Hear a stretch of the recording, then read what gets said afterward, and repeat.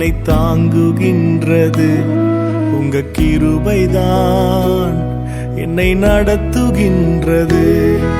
Prayer warriors ministry இன்றைய வாக்குத்தத்தம் ரோமையர் அதிகாரம் 9 இறை வார்த்தை 16. மனிதர் விரும்புவதாலோ உழைப்பதாலோ எதுவும் ஆவதில்லை. கடவுள் இரக்கம் காட்டுவதாலேயே எல்லாம் ஆகிறது. அன்பார்ந்தவர்களே, இன்றைக்கு நம்முடைய உழைப்பாலோ நம்முடைய திறமையாலோ எதையும் நம்மால் மாற்றி அமைக்க முடியாது. சில இடங்களில் சில நேரங்களில் நம்முடைய கரங்களுக்கு மீறி காரியங்கள் செயல்படுகின்றது. அப்படி இருக்க ஆண்டவருடைய தயவினால் மட்டுமே அந்த காரியங்கள் நடக்கின்றது. ஆகையினால் நம்முடைய திறமையினால், என்னுடைய அனுபவத்தால் என்று சொல்லிக்கொண்டு நம்மால் எதையும் பெருமை பாராட்டி கொள்ள முடியாது.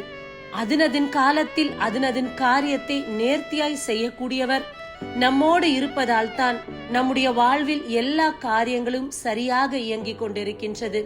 இந்த நாளை காண செய்தவர் இறைவனால் மட்டும்தான் நமக்கு புதிய நாட்களையும் புதிய ஜீவனையும் பலத்தையும் கொடுக்க முடியும்.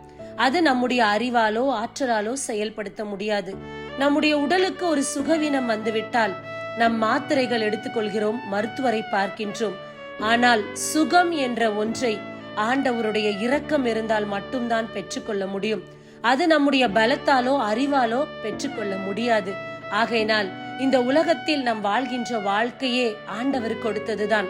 அவர்தான் நம்மை இயக்கி கொண்டிருக்கிறார். நம்முடைய ஆற்றலால் அறிவால் பலத்தால் என்று நினைத்தோம் என்றால் அது உண்மை இல்லை. இறைவன்தான் நம்மை ஒவ்வொரு நாளும் நடத்தி கொண்டிருக்கிறார்.